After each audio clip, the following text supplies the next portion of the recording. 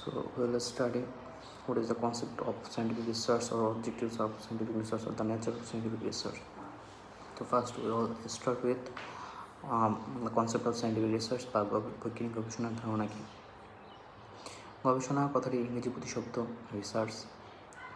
তো রিসার্চকে যদি আমরা ভাঙি তাহলে রি প্লাস সার্চ, যে পুনরায় সন্ধান করা বা বারবার অনুসন্ধান করা, অর্থাৎ বৈজ্ঞানিক গবেষণা কথাটির অর্থ এবং বিজ্ঞান শব্দের তাৎপর্য প্রায় একই। বৈজ্ঞানিক গবেষণার বিষয়বস্তু ও উদ্দেশ্য খুবই নির্দিষ্ট। গবেষক গবেষণার পূর্বেই নিশ্চিত থাকেন তিনি কী অনুসন্ধান করতে চান এবং তার কী উদ্দেশ্য।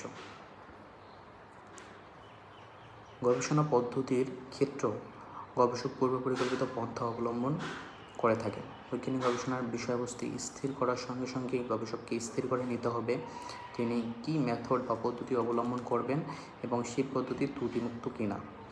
অনুসন্ধান চলাকালীন অনুসন্ধানের বিষয়টির সঙ্গে সম্পর্কহীন কোনো কিছু অনুসন্ধানকে বা তার ফলাফলকে প্রভাবিত করতে পারে কিনা তাও বৈজ্ঞানিক গবেষণার বিচার্য বিষয়।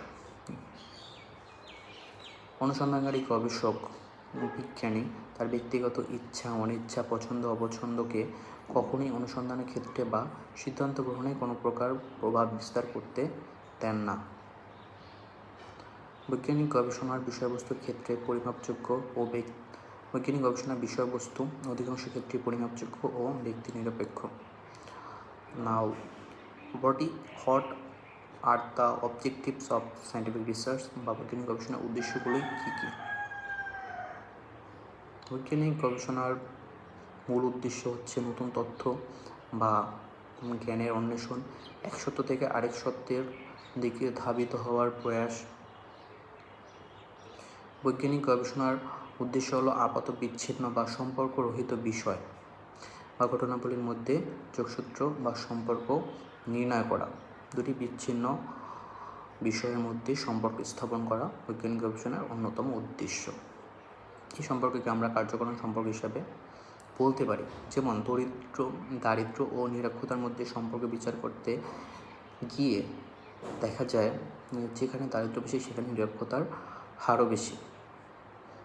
তো এক্ষেত্রে জনগণের মধ্যে দারিদ্র্যের সংখ্যা এবং নিরক্ষরের যে সংখ্যা এই দুটি পরস্পর সম্পর্কিত।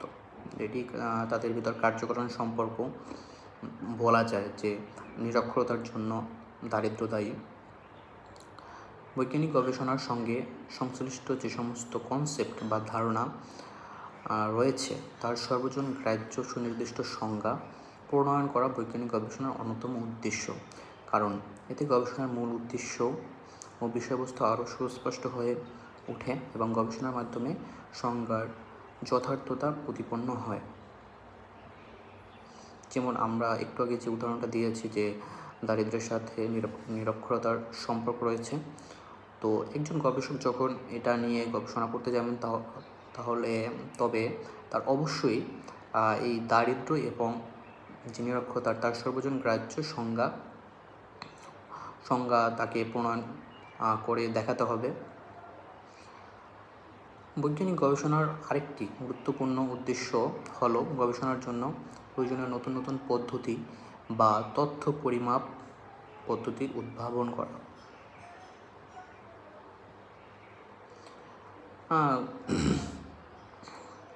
বৈজ্ঞানিক গবেষণার পরিণতি লাভ করে যখন গবেষণার যে পুঞ্জীভূত ফলাফল যখন একটা ইনোভেটিভ নতুন একটা নিয়ম বা সূত্রের জন্ম দেয় তখন তাকে এক কথায় বলা যায় থিওরি বা তত্ত্ব। লাস্ট অফ অল, বৈজ্ঞানিক গবেষণার যে আরেকটি গুরুত্বপূর্ণ উদ্দেশ্য তা হচ্ছে প্রেডিকশন বা পূর্বানুমান এবং নিয়ন্ত্রণ বা কন্ট্রোল। বৈজ্ঞানিক অনুমান যুক্তি ও পরীক্ষালব্ধ অভিজ্ঞতার উপর প্রতিষ্ঠিত, সুতরাং তা নিয়ে বিতর্কের অবকাশ কম। Now, what are the natures of scientific research বা বৈজ্ঞানিক গবেষণার প্রকৃতিগুলি কী কী। বৈজ্ঞানিক গবেষণায় যে সমস্ত ধারণা বা কনসেপ্টের মধ্যে সম্পর্ক নির্ণয় করা হয় তার সবই পরিবর্তনশীল বা তাদের নিজেদের মধ্যেই পরিমাণগত পার্থক্য সৃষ্টি হওয়া সম্ভব ও স্বাভাবিক। পরিবর্তনশীল না হলে ধারণাগুলির পরিমাপ করার প্রয়োজন হয় না এবং পরস্পরের সম্পর্ক নির্ণয় করার প্রয়োজন হয় না। ফর এক্সাম্পল, যদি পৃথিবীর সকল মানুষের উচ্চতা এবং ওজন একই রকম হতো তাহলে তাদের ওজন ও উচ্চতা সম্পর্ক নিয়ে আলাদা কোনো বৈজ্ঞানিক গবেষণার প্রয়োজন হতো না। বৈজ্ঞানিক গবেষণা রিপিটেবল বা পুনরাবৃত্তিযোগ্য, অর্থাৎ একই গবেষণা একই পরীক্ষা নিরীক্ষা বারবার সম্পন্ন করা যায়। গবেষণাকে বারবার পরীক্ষা করা যদি হয় এবং যদি একই ফলাফল লাভ করা হয় তাহলে সেই ফলাফল সম্বন্ধে বা তার সিদ্ধান্ত সম্বন্ধে স্থির নিশ্চিত হওয়া যায়। বৈজ্ঞানিক গবেষণা এমন হওয়া দরকার যা যাচাই করার জন্য ভেরিফায়েবল বা যাচাই করার যোগ্য, যাচাই করা সম্ভব। বৈজ্ঞানিক গবেষণার ধারাবাহিক ও সুশৃঙ্খল কার্যক্রমের ফসল বৈজ্ঞানিক যে গবেষণা। অনেক সময় আকস্মিকভাবে প্রাথমিক সূত্র পাওয়া গেলেও বৈজ্ঞানিক গবেষণা সেখানেই থেমে থাকে না। দীর্ঘ ধারাবাহিক সুশৃঙ্খল কার্যের মধ্য দিয়ে প্রাথমিকভাবে পাওয়া সূত্রকেও বৈজ্ঞানিক সত্য হিসাবে বা সায়েন্টিফিক ট্রুথ হিসাবে প্রতিষ্ঠিত করতে হয়। বৈজ্ঞানিক গবেষণা অন্তহীন, নিরন্তর। এক গবেষণা থেকে নতুন গবেষণার ধারা তৈরি হয়, যাকে ফিউচার স্টাডিজ বলা হয়। এই পদ্ধতি থেকে নতুন পদ্ধতি তৈরি হয়। এইভাবে বিজ্ঞানের ক্রমাগত অগ্রগতি ও প্রসার হয়।